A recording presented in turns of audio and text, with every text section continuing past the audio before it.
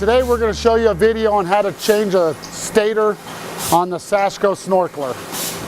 First thing we do, you lift up the framework, make sure it's clamped, get the bucket out from underneath.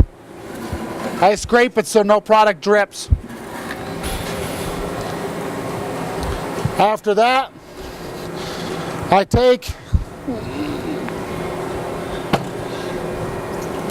lay the pump down. It's a lot easier instead of it actually falling over on you. I'll grab some latex gloves or something so you don't get product all over you as you're taking parts off. Follow plate, righty-tighty, lefty-loosey. Sometimes they're on there pretty snug. Unscrew it.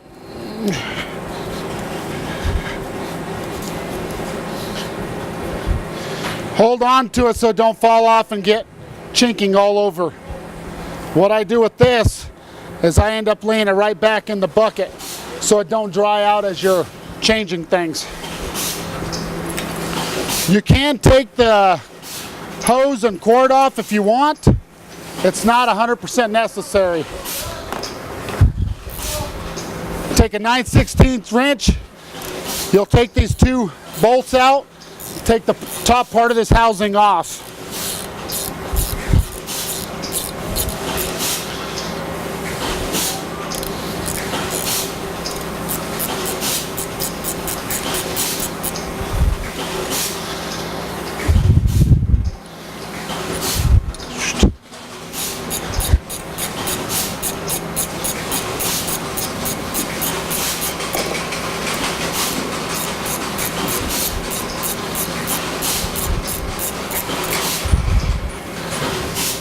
I set these bolts to the side along with my wrench. I usually have a couple shop towels with me when I'm cleaning up. What I'll do is I'll go through the bleed valve, relieve the pressure a little bit in case there's any spent pressure in here. When you take the stator off, it don't pop on you as bad. When you see it starting to slow down and be done, you're going to shut it off, leave the wrench there. Pull this cap off, set it to the side. I usually use a 24-inch pipe wrench or an 18, depending on how tight you actually have the stator on there from before. You get it adjusted, just like normal threads, righty-tighty, lefty-loosey. I set a rag around this, so if it pops,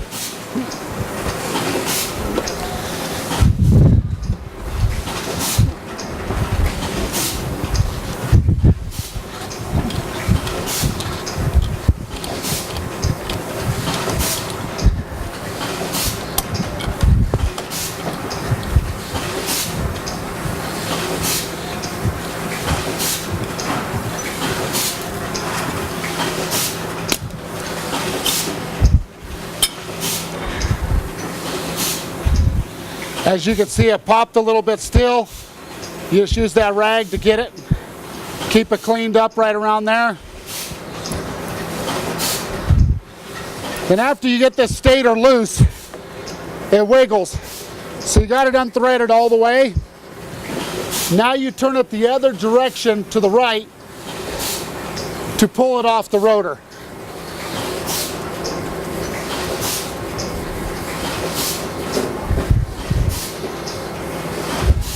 You can set this aside, out of your way.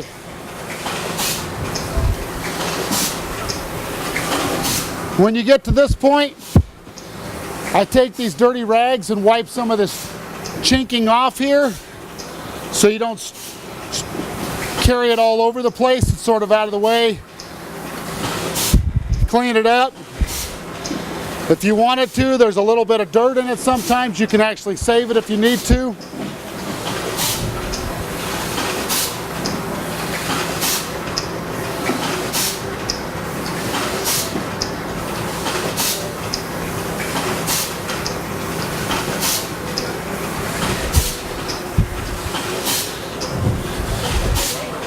Very important part here. Get some warm water.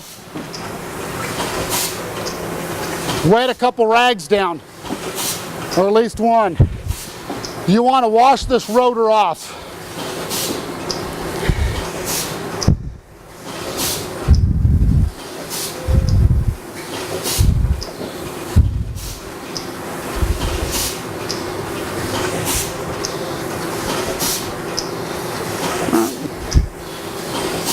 The reason you wash this rotor off, you want to look for wear on the rotor. Where the wear will be is on the peaks. We call them peaks and valleys. All the wear will end up coming up on the peaks of this.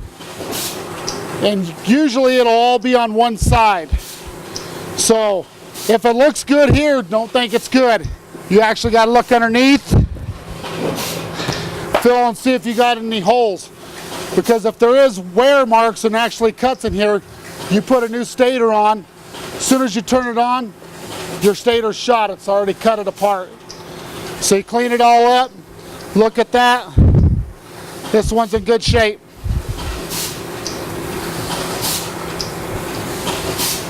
Set that rag to the side. Okay. You're good to go. So what we'll do now, we're getting ready to put a new stator on. Put some Teflon tape on it. Help seal it. Take a little bit of regular grease, just a small amount, and wipe on there, because these machines, they get outside sometimes and there's around moisture. This will help keep it from rusting and makes it just a little easier to get off the next time you have to replace this part.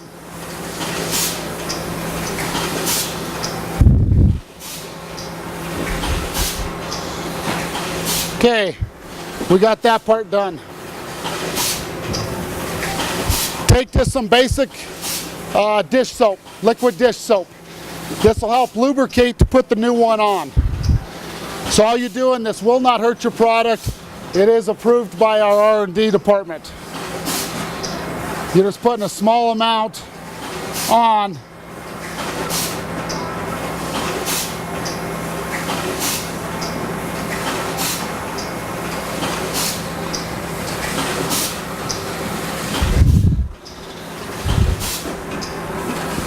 Put a little bit inside there.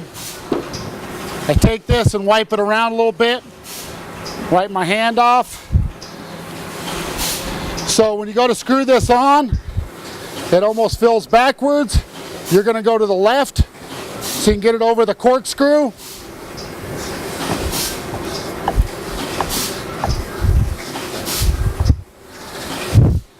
You might have to put a pipe wrench on a little bit to screw it on.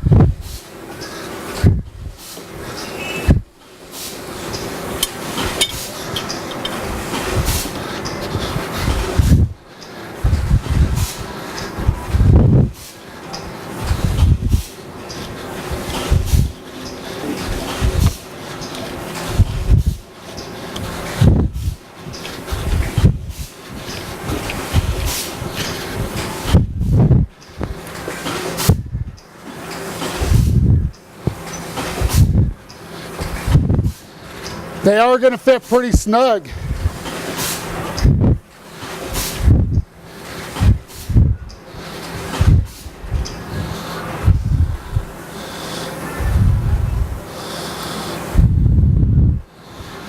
So you get it snug to where you're ready to be able to go the other direction, and you have to push in a little bit so it'll catch the threads.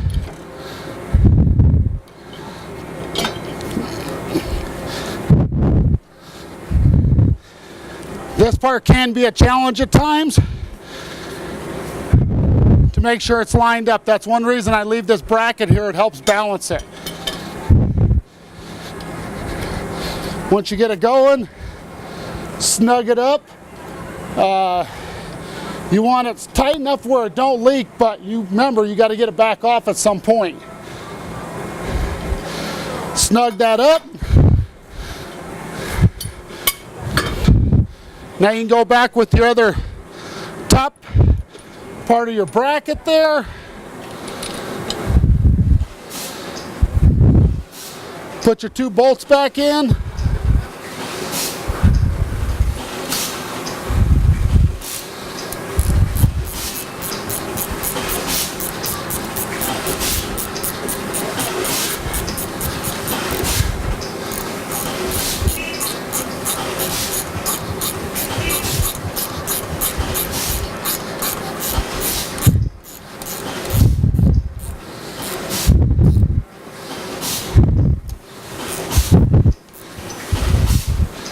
You want these bolts pretty snug. They don't have to be severely tightened.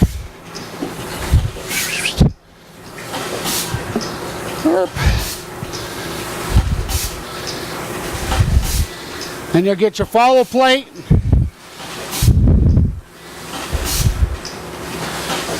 Hope you don't knock it off. You already got that Teflon taped.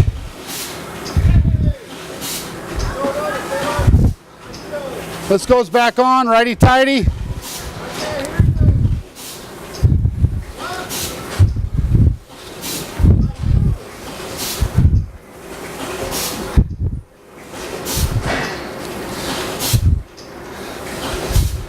I always try to tighten it around so that you can still get to the ball valve.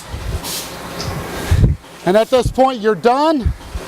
You can stand it up, put your next bucket in, prime it out, and get ready to start running.